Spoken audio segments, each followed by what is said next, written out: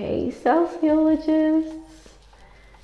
Welcome back to my channel. I'm very excited. It's Friday night. I finished work and I bought tickets to go to the Melbourne Planetarium to watch a planetarium show tonight, which is on dark matter.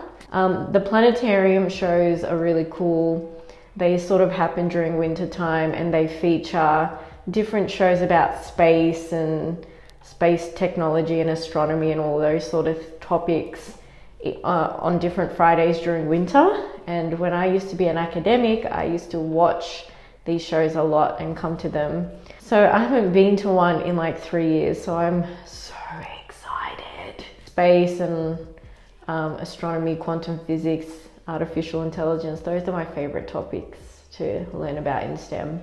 Our tickets also cover entry into Grazeland, which is like a night food market that they have attached to right next to the planetarium. So the planetarium's next to ScienceWorks, which is Melbourne's science museum, and Grazeland is just right next to it. So we have free entry to that as part of our tickets.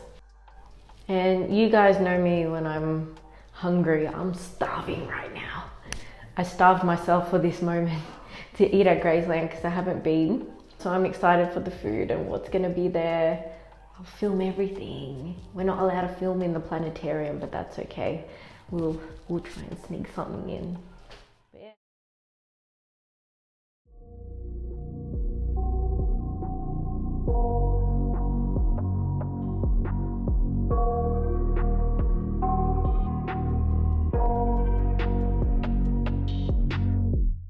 I got nightmares in my head, I fear that the thoughts build up until I can't hear, that my mind fills up into a creature, and it haunts me somewhere much deeper.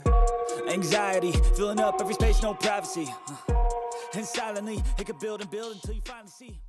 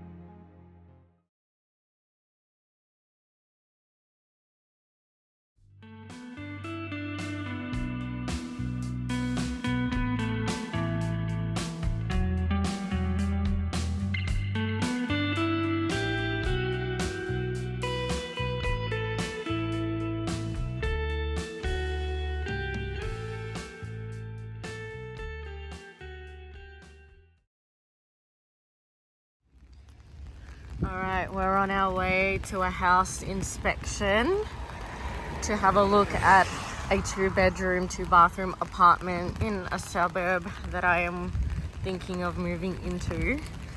We're just trying to suss out what it looks like on the inside so we can get an idea of what the Melbourne rental market is like for apartments. I'm struggling to find the entrance, which is already a red flag, but I've seen what this apartment looks like. It looks really nice in pictures, so we won't judge it too early.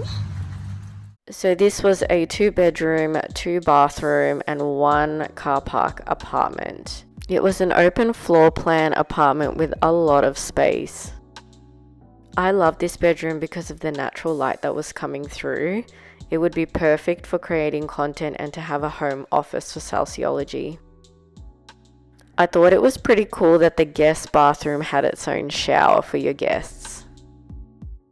This was the master bedroom, which I found a bit weird considering there was only one small window letting light through, and it seemed a bit smaller than the other bedroom. I don't know why.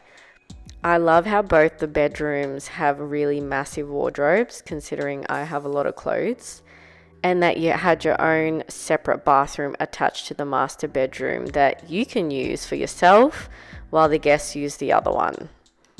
I was a bit bummed out that the laundry didn't have its own appliances. A lot of apartments have their own washing machines and dryers, so that was a negative, and that's me checking to make sure there was no glass that I was about to walk through, because I'm prone to walking through glass doors. The balcony was a decent size, but there wasn't much of a view because you were above the ground floor.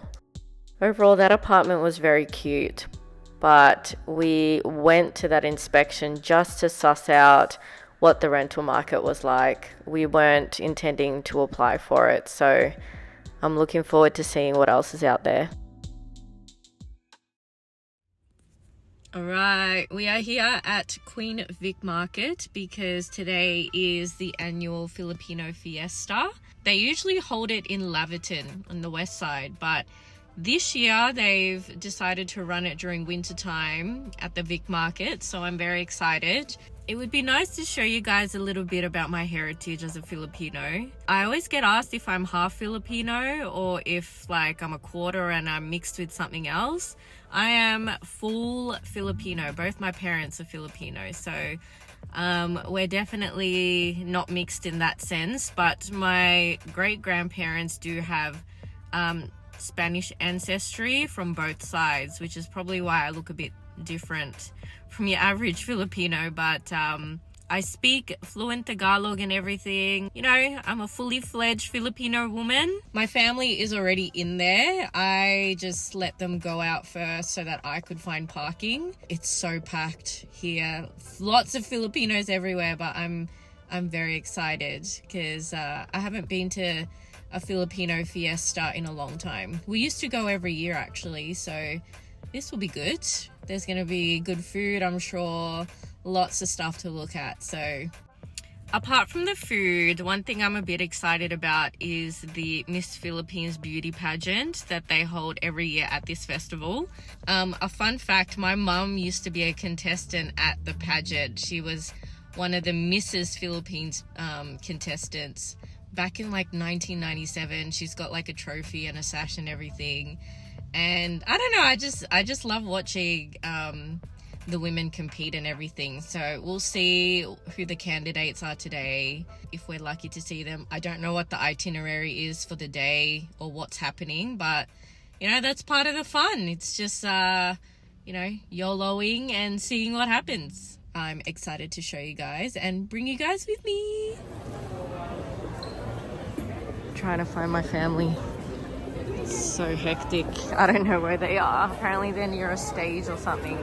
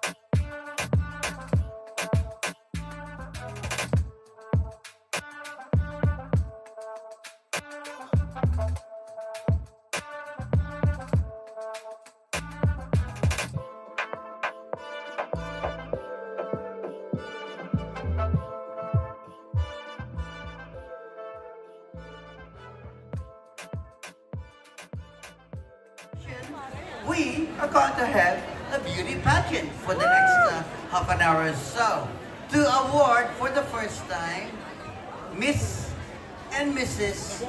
Philippine Grand Fiesta. So we'd like to call the organizer and the manager of the pageant, Mr. Roy Carbunco.